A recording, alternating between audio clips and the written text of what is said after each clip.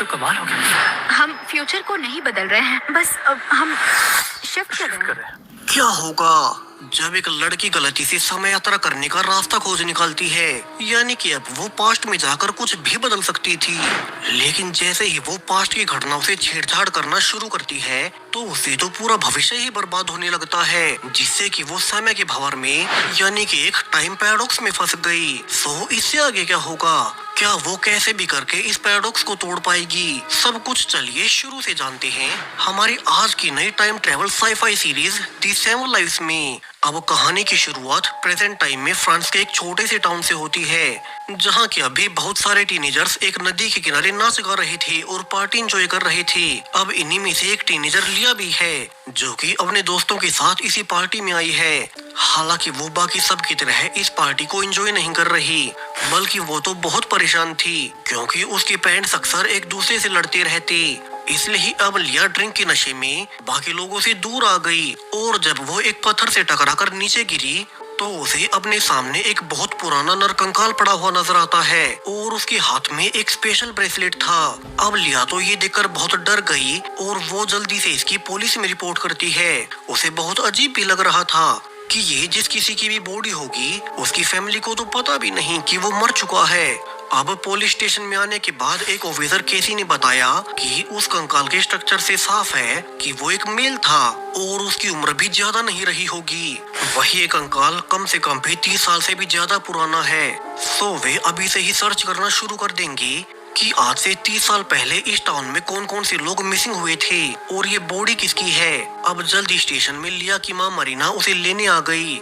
दरअसल लिया यहाँ इस छोटे से टाउन में अपने दादा दादी, माँ मरीना और पिता स्टीफन के साथ रहा करती है। सो सबको बहुत चिंता हुई कि कहीं लिया उस कंकाल को देखकर डर न गई हो, जबकि अब लिया के मन में तो वही चल रहा था कि वो था कौन, और वो उसी के बारे में सोचते हुए सो गई। लेकिन अब जब अगली सुबह उसकी आँख खुलती है तो उसने देखा कि अब अचानक से उसका पूरा घर ही बदल चुका था। वहीं उसे अपने सामने एक छोटा बच्चा सोता हुआ नजर आता है, और लिया तो जोर जोर से चिल्लाने लगी कि उसके साथ ये सब क्या हो रहा है। तभी उसका ध्यान खुद की बॉडी पर गया और वो ये देखकर हैरान रह गई कि वो तो अब एक लड़के की बॉडी में है। तो वो जल्दी से अब कपड़े पहनकर बाहर जाने लगती है कि तभी उसे कपड़ों के बीच से वही सिल्वर ब्रेसलेट मिलता है, जो सेम ब्रेसलेट उसे कल वाली बॉडी के पास से मिला था।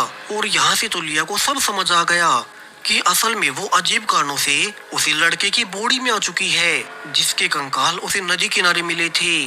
अब लिया घबराते हुए बाहर आकर नोटिस करती है कि इस लड़के का नाम तो थॉमस है, जो कि यहाँ अपने छोटे भाई सैम और माता पिता के साथ रहा करता है। सो अब यहाँ शुरू में लिया थॉमस के पेरेंट्स को समझाने की कोशिश भी करती है कि वो उनका बेटा नहीं, बल्कि वो तो एक लिया नाम की लड़की है, जो कि पता नहीं कैसे मगर फ्यूचर से यहाँ उनके बेटे थॉमस की बॉडी में आ गई है। हालांकि उसके पेरेंट्स को लगा कि उनका बेटा उनसे मजाक कर रहा होगा और वे उसकी बातों को सीरियसली नहीं लेते, जबकि थॉमस का छोटा भाई सैम, जो कि अपने बड़े भाई को अच्छे से जानता था, वो समझ गया कि ये कैसे भी करके उसका भाई नहीं हो सकता। सो उसने लिया को सलाह दी कि जिस जगह से भी ये सब शुरू हुआ है, लिया को दोबारा से वहीं जाना चाहिए। क्या पता सैम उसी जगह पर जाकर फिर से लिया अपने समय में अपनी रियल बॉडी में वापस लौट जाए।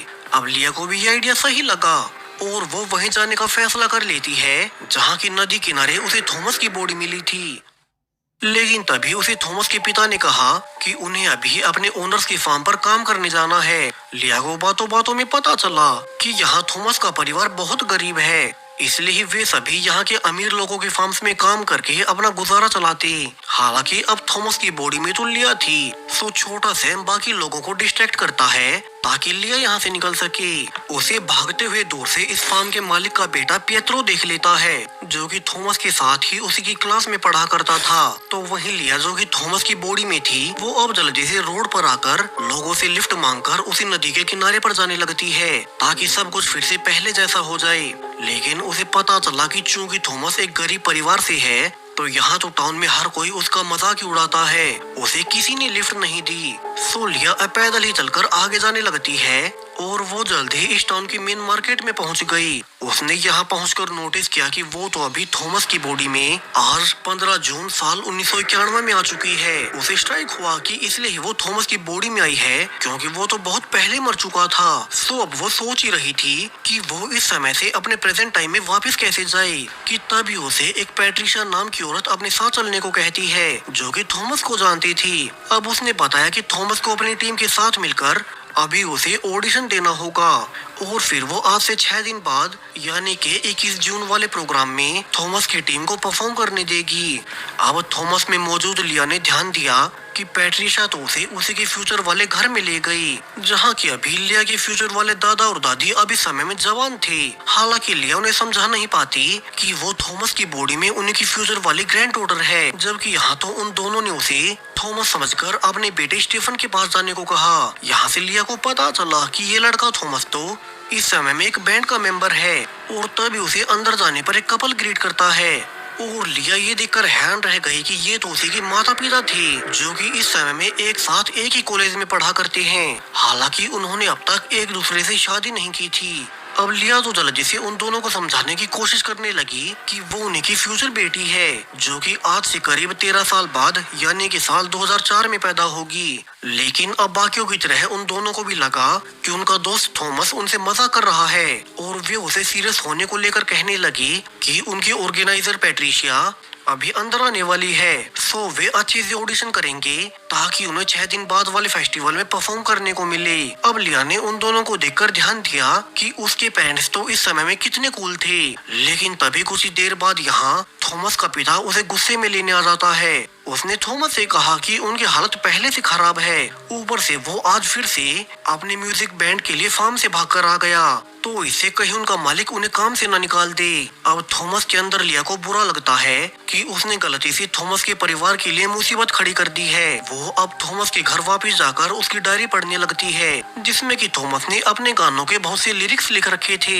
उसे रियलाइज हुआ कि थॉमस, उसका पिता स्टीफन और माँ मार्टिना तीनों एक साथ मिलकर अपने बैंड से फेमस होना चाहते हैं। वहीं अब उसे ये भी देखना था कि वो यहाँ पास्ट में आ तो गई है लेकिन क्या वो यहाँ से फ्यूचर को बदल सकती है क्योंकि थॉमस जल्द ही मारा जाएगा। सो वो अब जल्दी से यहीं चेक करने के लिए थॉमस की डायरी को एक जगह मार्क करके वहाँ गाड़ देती है ये देखने के लिए कि क्या ये उसे फ्यूचर में मिलेगी।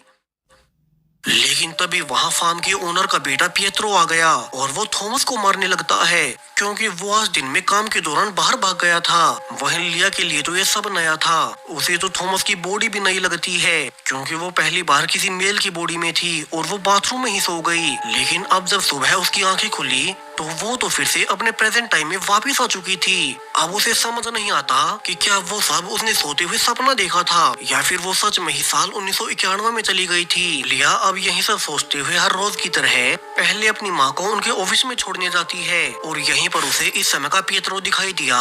ये वही पिएत्रो है जो कि साल 1991 में थॉमस को मारा करता था। वो अब प्रेजेंट टाइम में लिया की माँ और पिता स्टीफन की कंपनी का मालिक है। वहीं लिया अब यहाँ से अपने कॉलेज जाने से पहले सीधा उसी जगह पर जाती है जहाँ की उसने पास्ट में थॉमस की डायरी छुपाई थी और यहाँ पर उसे सच में ही वही डायरी मिल गई जिससे कि लिया की दोनों थ्योरी सच साबित होती हैं। पहली थ्योरी कि वो सच में ही पास्ट में गई थी और दूसरी थ्योरी कि वो पास्ट में जाकर अब से जो कुछ भी करेगी उससे भविष्य ही बदल जाएगा। अब लिया यहाँ से अपने कॉलेज जाकर अपनी बेस्ट फ्रेंड रीना को सब बताती है कि कैसे वो टाइम ट्रेवल करते हुए साल 1991 में गई थी। हालांकि अब लिया को भी उसकी बातों पर भरोसा नहीं होता जिसके बाद दोनों यहाँ से टाउन की मीटिंग में गए जहाँ की पुलिस ऑफिसर केसी सबको बता रही थी कि पुलिस अभी उस बॉडी की पहचान नहीं कर सकी है क्योंकि इस टाउन में 30 साल पहले कई सारे लोग मिसिंग हुए थे। तो अभी वे कंफर्म नहीं बता सकते कि ये कंकाल किसका होगा। लेकिन अब तभी पीछे से लिया ने सबके सामने कहा कि वो बॉडी तो एक टीनेजर थॉमस की है क्योंकि उसने उसका ब्रेसलेट पहन रखा था और वहाँ नदी किनारे उसे जरूर किसी ने मारा होगा। अब ये सुनते ही सभी हैरान रह गए कि लिया ये क्यों बोल रही है। तभी सामने से थॉमस का छोटा भाई सैम जो कि इस समय तक बड़ा हो चुका था वो भी हैरान हुआ और वो पुलिस पर गुस्सा करने लगता है कि 30 साल से भी ज्यादा समय पहले 21 जून साल 1991 की फेस्टिवल वाली रात को उसका भाई थॉमस कहीं मिसिंग हुआ था और आज इतने सालों के बाद उसका कंकाल मिल रहा है। तो पुलिस ने भरोसा दिया कि वे जल्द से जल्द सब खोज निकालेंगे। वहीं अब सैम मीटिंग के बाद लिया के भी पास आकर पूछता है कि वो उसके भाई को कैसे जान सकती है, क्योंकि वो तो अभी खुद टीनेजर है और थॉमस को मरे हुए 30 से भी ज्यादा साल बीत गए। जबकि अब लिया उसे कुछ समझा भी नहीं सकती। उसे तो खुद समझ नहीं आता कि वो आगे क्या करे, क्योंकि वो पास्ट में जाकर थॉमस की जान बचाना चाहती थी, लेकिन वो ये करे कैसे उसे अभी ये नहीं पता। और लिया यही सोचते हुए फिर से सो गई। लेकिन अब फिर से सुबह होने पर जब उसकी आंखें खुली तो इस बार वो फिर से पास्ट में अपनी माँ मरीना की बॉडी में उठ रही थी। और यहाँ से तो उसे बिल्कुल भी समझ नहीं आता कि वो फिर से पास्ट में तो आ गई, लेकिन वो इस बार अलग बॉडी में क्यों आई है। अब उसने ध्यान दिया कि आज 16 जून 1991 का दिन है, यानी कि सेम उसी दिन से अगला दिन जो वो थॉमस की बॉडी में यहाँ बिता कर गई थी, ये सेम उससे अगला दिन है। अब लिया सोचने लगी कि वो यहाँ अपनी माँ की बॉडी में क्यों आई। कहीं ऐसा तो नहीं कि उसकी माँ और थॉमस का इस समय में कोई अफेयर चल रहा हो और कहीं इसी से थॉमस की मौत न जुड़ी हो। उसे अपनी माँ के सामान से थॉमस की फोटो भी मिल जाती है और इसी तो उसका शक और गहरा हो गया। सो अब लिया आज के दिन यही कंफर्म करने का फैसला करती है। इसी बीच उसे बाहर अपनी नानी भी दिखाई दी, जो कि आगे चलकर साल 1998 में हार्ट अटैक से मारी जाएंगी। वहीं लिया ने तो कभी अपनी नानी को देखा तक नहीं था। उसने सिर्फ अपनी माँ मरीना से उनके बारे में सुना था, लेकिन अब टाइम ट्रेवल करने से वो अपनी माँ मरीना की बॉडी में अपनी नानी को देखकर बहुत खुश होती है। जिसके बाद लिया अब मरीना की बॉडी में ही अपने कॉलेज गई, जहाँ की स्टीफन, जो कि अब के समय में मरीना का बॉयफ्रेंड है और वो आगे चलकर उसे शादी कर लेगा, वो मिलता है। हालांकि अब मरीना की बॉडी में लिया को यही जानना था कि कहीं उसका स्टीफन के अलावा थॉमस से तो अफेयर नहीं चल रहा। और तभी यहाँ थॉमस भी आ गया और वो दोनों को बताता है कि कैसे अजीब कारणों से उसकी लाइफ से कल का दिन ही गायब है। उसे तो कुछ भी याद ही नहीं कि कल क्या हुआ था। वहीं उसके घर से उसकी गानों वाली डायरी भी गायब है। सो उसे तो कुछ समझ नहीं आ रहा। वहीं अब ये सुनकर लिया समझ गई कि यानी कि कल चूंकि वो खुद थॉमस की बॉडी में थी, इसलिए ही थॉमस को कल का कुछ भी याद नहीं। और ऐसा ही कुछ कल मरीना के साथ होगा, जिसके अंदर आज लिया पास्ट में आई है। सो यहाँ से लिया अब प्लान के अनुसार जानबूझकर थॉमस को अपने साथ अकेले घूमने को कहती है, ताकि वो उन दोनों के बीच का रिश्ता जान सके। यहाँ खुले खेतों में घूमते हुए उन दोनों ने देखा कि पियत्रो तो यहाँ शूटिंग की प्रैक्टिस कर रहा था। सो लिया और थॉमस उसका मजाक उड़ाकर भागने लगते हैं, क्योंकि वो अमीर बाप का बिगड़ा हुआ बेटा था। दोनों इसके बाद हाइकिंग करने निकल गए, जहां अब थॉमस उसे ऊपर से ही नदी में कूदने को कहता है। लेकिन तभी मरीना की बॉडी में लिया को लगा कि कहीं ऐसे ही तो थॉमस की मौत नहीं होने वाली, और वो डरकर उसे बाहर बुलाने लगती है। लेकिन वो तो यहाँ सेफ था। और तभी लिया को फ्यूचर सैम का याद आया कि थॉमस तो असल में 21 जून 1991 की रात गायब हुआ था, यानी कि वो आज से पूरे 5 दिन के बाद मारा जाएगा। लेकिन ये कैसे, ये उसे नहीं पता। सो लिया अब अपनी माँ और थॉमस के बीच का रिश्ता जानने के लिए थॉमस के सामने ही कपड़े उतारने लगती है, जिस पर थॉमस ने स्माइल किया। और लिया अब आगे बढ़कर उसे किस करने की कोशिश करने लगी, लेकिन तभी थॉमस उसे बीच में ही रोक देता है। उसने कहा कि आज मरीना को क्या हुआ है, वो तो स्टीफन की गर्लफ्रेंड है और वो अपने दोस्त को धोखा नहीं दे सकता। अब यहाँ से तो लिया को कंफर्म हो गया कि उसकी माँ मरीना और थॉमस के बीच कुछ गलत नहीं था, यानी कि थॉमस की मौत की वजह कुछ और ही होने वाली है। दोनों यहाँ से वापस आ गई और यहाँ सबके इकट्ठा होने पर लिया को पता चलता है कि कैसे थॉमस चाहता था कि वे तीनों अपना बैंड बनाकर पेरिस चले जाएं, ताकि उनका म्यूजिक में करियर बन सके। लेकिन स्टीफन तो यहीं रुककर अपने माता पिता की कंपनी में हाथ बटाना चाहता है, तो वहीं मरीना भी स्टीफन के लिए यहीं रुक गई। तभी अब थॉमस के जाने के बाद स्टीफन मरीना पर गुस्सा हो गया, क्योंकि उसने उसे थॉमस के साथ अकेले घूमते देख लिया था और वो उसे ब्रेकअप करने को कहता है। हालांकि अब लिया जल्दी से भागकर उसे मनाने लगी, क्योंकि वो तो ये सब टेस्ट कर रही थी। और अगर यहाँ गलती से भी उसने अपनी माँ और पिता के बीच ब्रेकअप करवा दिया तो ना ही वे आगे चलकर शादी करेंगे और ना ही फिर लिया पैदा होगी। तो लिया तो अब जल्दी से भागकर स्टीफन को मनाने लगती है कि वो सिर्फ उसी से प्यार करती है और किसी से नहीं। अब आज भी पूरा ही दिन लिया के लिए ऐसे ही निकल गया। उसका शक बिल्कुल गलत निकला कि थॉमस और उसकी माँ के बीच कोई अफेयर रहा होगा। वहीं थॉमस के मरने में अब सिर्फ 4 ही दिन बचे हैं, सो उसे जल्दी उसकी मौत का कारण पता लगाकर उसकी जान बचानी होगी। वहीं अब फिर से सोने पर लिया की आंखें अपने प्रेजेंट टाइम में खुलती हैं। वो समझ गई कि हर रात जब भी वो सोती है तो वो एक दिन पास्ट में बिताकर फिर अपने प्रेजेंट टाइम में वापस आ जाती है। सो अब लिया उठकर अपनी माँ और पिता से पूछने लगी कि उनका तो उनकी जवानी में बहुत अच्छा बैंड था, तो फिर वे म्यूजिक को छोड़कर कंपनी में काम कैसे करने लग गए।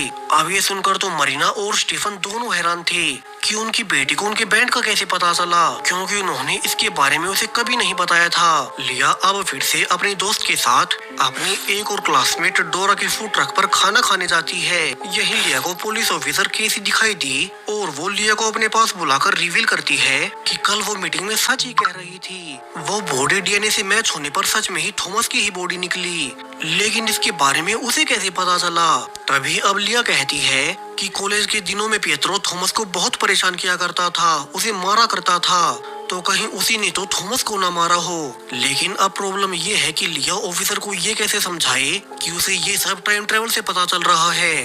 तभी वो अपने घर जाकर अपने पेरेंट्स से पूछती है कि थॉमस तो उन दोनों का बहुत अच्छा दोस्त था, तो उन्हें तो पता होना चाहिए कि 21 जून 1991 की रात वो कहाँ गया होगा। हालांकि अब थॉमस का नाम और वो तारीख सुनते ही स्टीफन और मरीना दोनों डर गए, मानो उन्हें उस तारीख का कोई गहरा राज पता हो, और उन्होंने लिया के सामने बात ही डाल दी। वहीं थोड़ी ही देर बाद लिया को अपनी माँ मरीना के टैब से पता चल गया कि उनका तो अब बाहर किसी से अफेयर चल रहा है, जिससे कि लिया बहुत हैरान हुई, क्योंकि उसकी माँ ने कभी अपने टीनेज में स्टीफन के लिए सब छोड़ दिया था, तो फिर वो अब उन्हें धोखा क्यों दे रही है। लिया अब सोने से पहले अपनी दोनों दोस्तों रेना और डोरा को वीडियो कॉल पर सब बताती है कि अब वो सोते ही सीधे 17 जून 1991 में उठेगी, लेकिन किसकी बॉडी में अभी उसे ये नहीं पता। और फिर उसके पास सिर्फ 3 ही दिन बचेंगे ये जानने के लिए कि थॉमस कैसे मारा जाएगा। और इसके बाद लिया सो गई, और इस बार लिया ने सुबह उठते ही नोटिस किया कि वो 17 जून 1991 की सुबह पिएत्रो की बॉडी में आ चुकी है। वही पिएत्रो जो कि अमीर बाप की बिगड़ी औलाद है, और वो थॉमस को हमेशा परेशान करता रहता है। पिएत्रो पर ही लिया को सबसे ज्यादा शक था कि वही शायद से थॉमस को मारेगा। उसे फ्यूचर से पता चला कि आज के दिन यानी कि 17 जून के दिन कॉलेज में पिएत्रो और थॉमस की फिर से लड़ाई होगी। तभी उसने पीछे देखा कि यहाँ तो पिएत्रो उनके क्लास की एक और लड़की जेनिफर के साथ सो रहा था, जिस पर कि लिया को समझ नहीं आता कि वो पिएत्रो की बॉडी में बिहेव कैसे करे, क्योंकि पिएत्रो तो फ्यूचर में उनके क्लास की दूसरी लड़की सैंड्रा से शादी करने वाला है। वहीं जेनिफर अब पीछे की खिड़की से बाहर निकल गई। वहीं लिया ने पिएत्रो की बॉडी में नोटिस किया कि पिएत्रो की फैमिली बहुत अमीर है और उनके पास बहुत ज्यादा गन्स हैं। सो यहाँ से तो लिया का शक और बढ़ गया। अब लिया को पिएत्रो की बॉडी में कॉलेज जाते वक्त उसके दोस्तों से पता चला कि वो तो असल में सैंड्रा से प्यार करता है। उनका 1 ही महीने पहले तक अफेयर भी था, लेकिन सैंड्रा ने खुद उससे ब्रेकअप कर लिया।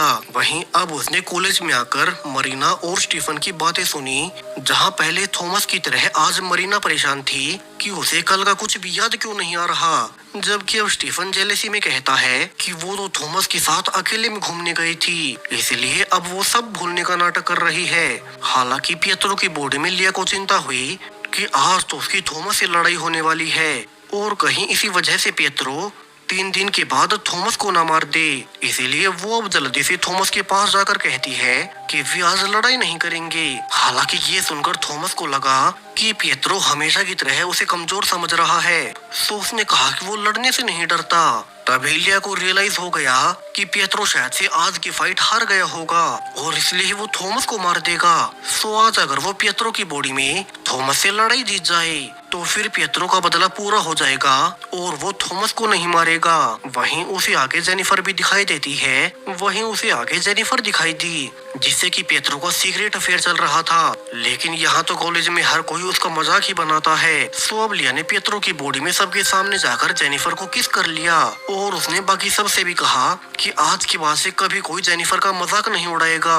वहीं इससे तो पिएत्रो के दोस्त भी हैरान हो गए कि उनका दोस्त ये सब क्या कर रहा है, जबकि अब तक थॉमस और पिएत्रो की लड़ाई का वक्त हो चुका था, जहाँ शुरू में तो लिया को समझ नहीं आता कि वो थॉमस को कैसे हराए, क्योंकि उसे एक मेल बॉडी की आदत नहीं थी। लेकिन धीरे धीरे उसे समझ आ गया कि पिएत्रो की बॉडी बहुत स्ट्रॉन्ग है, और वो फाइनली थोड़ी देर लड़ने के बाद थॉमस को हरा ही देती है, जिससे कि पिएत्रो अब अपने पूरे स्कूल का हीरो बन गया।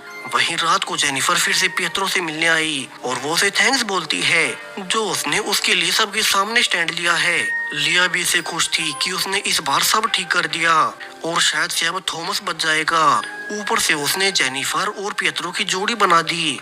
और वो पियत्रो की बॉडी में जेनिफर के साथ ही सो जाती है, जिसके बाद अब वो फिर से अगली सुबह अपने प्रेजेंट टाइम में जा पहुंची और लिया जल्दी से ऑनलाइन चेक करने लगी कि क्या इस बार थॉमस बच गया है, क्योंकि उसने पास्ट में पियत्रो को जिताकर उसे शांत कर दिया था। लेकिन अब सरप्राइजिंगली थॉमस तो इस बार भी सेम वैसे ही मारा गया, यानी कि लिया ने कुछ नहीं बदला है। वो समझ गई कि यानी कि फिर तो थॉमस को 21 जून की रात पियत्रो ने नहीं मारा था। उसके लिए तो ये पहले अब समय के साथ और उलझती जा रही थी, तो वो अब जल्दी से आज के समय के पियत्रो से मिलने अपने पेरेंट्स की कंपनी में गई, जहां वो अपने पेरेंट्स से छिपते हुए सीधा उनके बॉस पियत्रो से मिलने जा पहुंचती है और वो उनसे पूछने लगी कि क्या उसे 21 जून साल 1991 को हुई थॉमस की मौत के बारे में कुछ भी पता है, जिस पर कि पियत्रो ने हैरानी में कहा कि उसे कुछ भी नहीं पता। लिया समझ गई कि अगर पियत्रो को कुछ पता भी होगा तो वो उसे क्यों बताएगा। वहीं अब जब वो वापस जा भी रही थी तो उसने नोटिस किया कि यहाँ तो ऑफिस में उसकी माँ मरीना बाकी सबसे छिपकर पियत्रो से मिल रही है, और उसे रियलाइज हुआ कि उसकी माँ का किसी और से नहीं बल्कि पियत्रो से अफेयर चल रहा था। वहीं लिया तो इसलिए परेशान थी कि वो आगे क्या करे। वो अपनी दोस्त रीना से मिलकर उसे बताती भी है कि कैसे वो अब 2 बार पास्ट में लड़कों की बॉडी में जा चुकी है। वहीं पियत्रो की बॉडी में तो वो जेनिफर के साथ इंटीमेट भी हुई थी, जिस पर कि दोनों हंसने लगी। तभी लिया पूछती है कि उनकी तीसरी दोस्त डोरा कहाँ है, लेकिन अब सरप्राइजिंगली डोरा नाम सुनकर रीनी ने कहा कि उनकी तो डोरा नाम की कोई दोस्त नहीं है, यानी कि अब इस नई टाइमलाइन में कोई डोरा एग्जिस्ट ही नहीं करती।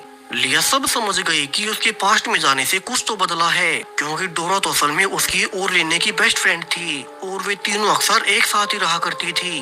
तो वो अब जल्दी से रीने के साथ डोरा के फूड ट्रक के पास जाकर डोरा की माँ से पूछने लगती है कि उनकी बेटी डोरा आज कहाँ है। और ये सुनकर तो उस औरत ने कहा कि उसकी बेटी कहाँ से आएगी जब उसने कभी कोई शादी ही नहीं की। तभी लिया को डोरा की माँ के हाथ पर वही टैटू नजर आता है, जो कि सेम टैटू उसने पियत्रो की बॉडी में जेनिफर के हाथ पर देखा था। यानी कि लिया ने जब इस बार पास्ट में जाकर पियत्रो की बॉडी में जेनिफर के साथ उसकी सेटिंग करवा दी, तो इससे उनका पूरा फ्यूचर ही बदल गया। लिया ने रेने को समझाया कि शायद से फिर तो रेने पियत्रो से प्यार करने लगी होगी और इसलिए उसने कभी शादी तक नहीं की, जिससे कि अब उनकी दोस्त डोरा इस नई टाइमलाइन में एग्जिस्ट ही नहीं करती। यानी कि ये सारी उसी की गलती है। उसी के पास्ट में किए एक छोटे से बदलाव से अब उनकी बेस्ट फ्रेंड उनके पास नहीं है, सो उसे फिर से पास्ट में जाकर जेनिफर और पियत्रो का रिश्ता तोड़वाना होगा, ताकि भविष्य फिर से पहले जैसा हो जाए और उनकी दोस्त डोरा वापस आ जाए।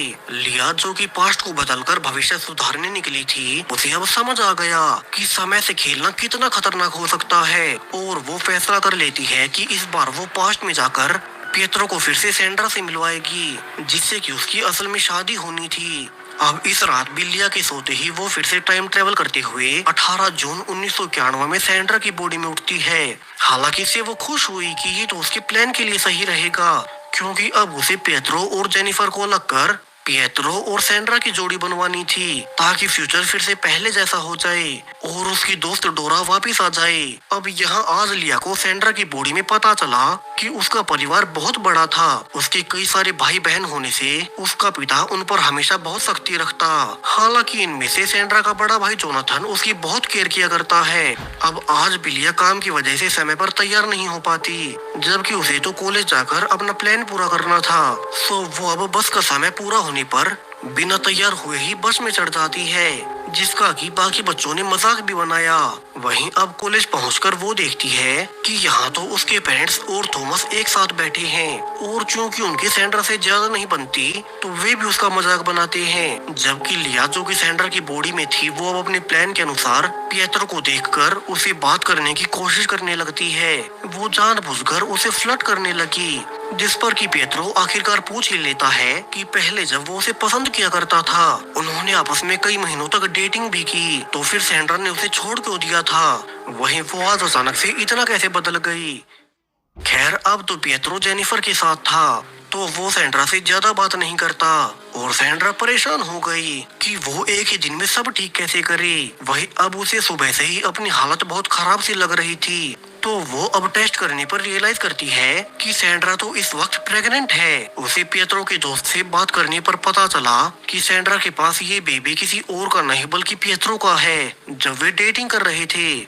और ये जानकर तो लिया को बहाना मिल गया कि अब तो पियत्रो को जेनिफर को छोड़कर सैंड्रा के पास वापस आना पड़ेगा। वो अब कॉलेज के बाद पीछे के रास्ते से पियत्रो के रूम में घुस गई और उसे अपने प्रेग्नेंट होने का बताकर कहती है कि पियत्रो जेनिफर को अभी छोड़ दे और वो उसके साथ रहना चाहती है। अब हालांकि पियत्रो को अब तक जेनिफर अच्छी लगने लगी थी, लेकिन फिर भी चूंकि उसे सैंड्रा प्रेग्नेंट हुई है तो वो ऐसा करने को मान ही जाता है। और इसी के साथ फाइनली लिया का आज का प्लान पूरा हो गया।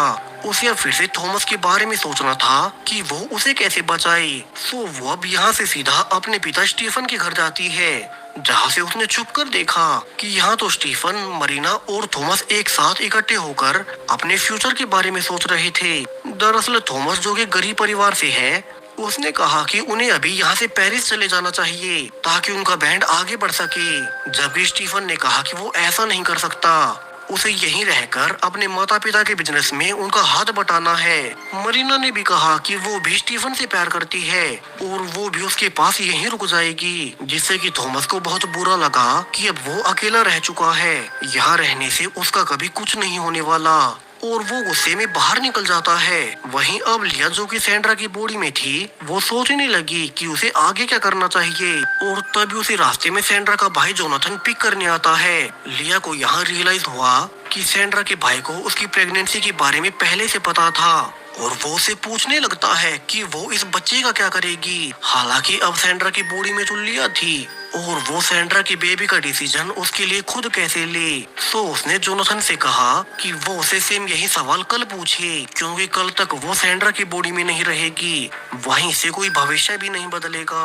क्योंकि लिया पहले भी देख चुकी थी कि अगर वो किसी और की बॉडी में जाकर उसके लिए फैसले लेती है तो भविष्य में कितनी बड़ी गड़बड़ हो सकती है। उसे इतना तो पता चल गया कि सैंड्रा का भाई जोनाथन बहुत अच्छा है। वहीं अब उसे सोने से पहले रियलाइज भी हुआ कि आज की घटनाओं के बाद उसे ऐसा लग रहा है कि कहीं आज स्टीफन और मरीना से लड़ाई के बाद थॉमस कहीं अकेले पड़ने से और अपना करियर खराब होते देख कहीं वो खुद ही तो नदी के किनारे जाकर अपनी जान न दे दे। सो वो फैसला करती है कि कल वो दोबारा जब वो किसी और की बॉडी में पास्ट में आएगी तब वो इस बारे में और जानेगी। इसके बाद वो सोकर फिर से अपने प्रेजेंट टाइम में वापस पहुंच गई। वो अब सबसे पहले अपनी खास दोस्त डोरा को देखने जाती है, जो कि फिर से इस बार पास्ट के इवेंट्स के बदलने से फिर से एग्जिस्ट करने लगी थी। और लिया उससे मिलकर बहुत खुश होती है कि उसका प्लान फाइनली काम कर गया और फ्यूचर अब फिर से पहले जैसा बन चुका है। हालांकि अब लिया को छोड़कर उसकी दूसरी दोस्त रेने तक को याद नहीं था कि डोरा पिछली बार उनकी टाइमलाइन में नहीं थी, क्योंकि उनके लिए तो सब नॉर्मल था। सिर्फ एक लिया ही बार बार पास्ट में जाकर चीजें बदल रही है और उसके अलावा बाकी किसी को पता नहीं चलता कि उनकी टाइमलाइन में क्या क्या बदला है। वहीं अब लिया यहाँ से ऑनलाइन सैंड्रा के बारे में सर्च करने लगती है कि क्या उसने साल 1991 में उस बेबी को रखा भी था या नहीं, लेकिन उसे ऑनलाइन कोई इन्फॉर्मेशन नहीं मिली। सो वो अब बाइकिंग करते हुए सीधा सैंड्रा के पुराने घर में जाती है, ये देखने की अब के समय में सैंड्रा कैसी होगी। हालांकि अब यहाँ तो सिर्फ सैंड्रा का भाई जोनाथन ही था और वो भी अब बहुत बड़ा हो चुका है। उसने बताया कि सैंड्रा तो अब पियत्रो से शादी के बाद उसे कभी कभी ही मिलने आती है, लेकिन वो अपनी लाइफ में बहुत खुश है। लिया को यहाँ बातों बातों में पता चल गया कि सैंड्रा ने साल 1991 में उस बेबी को रख लिया था और इसके लिए उसके भाई जोनाथन ने उसकी बहुत मदद की, जिससे कि लिया अब खुश होकर वापस अपने घर आने लगती है कि तभी अब रास्ते में उसे पुलिस ऑफिसर केसी मिली और उसने लिया को अपने साथ चलने को कहा। ऑफिसर केसी ने रिवील किया कि फाइनली थॉमस की बॉडी की रिपोर्ट्स आ चुकी हैं और इन नई आई रिपोर्ट्स के हिसाब से 21 जून साल 1991 की रात किसी ने थॉमस के सिर में गोली मारी थी और उसी से उसकी जान गई। अब ये जानकर तो लिया भी हैरान हो गई। वो सोचने लगी कि क्या थॉमस ने खुद ही अपने सिर में गोली मारी होगी या ऐसा किसी और ने किया है। वहीं अब उसने घर जाकर भी देखा कि यहाँ उसके पेरेंट्स को थॉमस की डायरी उसके कमरे से मिल चुकी है। दरअसल ये वही डायरी है जो कि उसने पास्ट में छिपाकर इस समय में निकाली थी। सो लिया आखिरकार अब उन्हें सब सच बता ही देती है। हालांकि इसके बावजूद स्टीफन और मरीना को भरोसा नहीं था कि लिया सच भी बोल रही है। उल्टा अब लिया ने उनसे पूछा कि 21 जून 1991 की फेस्टिवल वाली रात थॉमस के साथ असल में क्या हुआ था, क्योंकि वे तो उसके बेस्ट फ्रेंड्स थे तो उन्हें तो इसका पता ही होना चाहिए। लेकिन स्टीफन और मरीना अब उस बारे में कोई बात नहीं करते, जिससे अब गुस्सा होकर लिया ने बता ही दिया कि उसकी माँ मरीना का पियत्रो के साथ अफेयर चल रहा है, जिसे कि सुनकर स्टीफन बहुत गुस्सा हुआ और वो मरीना को छोड़ दी। उसे इसके बारे में कैसे पता चला? वह लिया तो अब उनसे बात ही नहीं करना चाहती। उसने कहा कि उन्होंने ही थॉमस को अकेले छोड़ दिया था, तो उसे लगता है कि थॉमस की मौत के पीछे वे दोनों ही शामिल हैं। अब मरीना तो ये सुनकर लिया को थप्पड़ मार देती है और वो भी बैग में अपने कपड़े भरकर घर से निकल गई। यानी कि अब पूरे घर में लिया अकेली रह गई है। सो अब उसने अपनी खास दोस्त रेने को घर बुला लिया। उसने कहा कि आज जब वो सो जाए तो रेने को रात भर जागकर उसे रिकॉर्ड करना होगा। दरअसल लिया अब जानना चाहती है कि जब हर रात वो सोने के बाद पास्ट में जाकर उठती है तो उसकी बॉडी के साथ प्रेजेंट में क्या होता है। वहीं अब आज रात फिर से सोने के बाद वो पास्ट में थॉमस की मौत के 2 दिन पहले उठेगी। वहीं लिया को तो ये भी नहीं पता कि वो इस बार किसकी बॉडी में उठने वाली है, क्योंकि वो हर बार पास्ट में जाकर किसी न किसी अलग इंसान की बॉडी में पहुंचती है और उसे अब आने वाले 2 दिनों में ये पता करना होगा कि पास्ट में थॉमस की मौत कैसे होगी। वहाँ ऐसी कौन सी मिस्ट्री है जो कि उसे भी नहीं पता। कहानी में अभी बहुत बड़े ट्विस्ट आने बाकी हैं, जो कि सब कुछ आपको पता चलेगा इस जबरदस्त टाइम ट्रेवल सीरीज के दूसरे और आखिरी पार्ट में।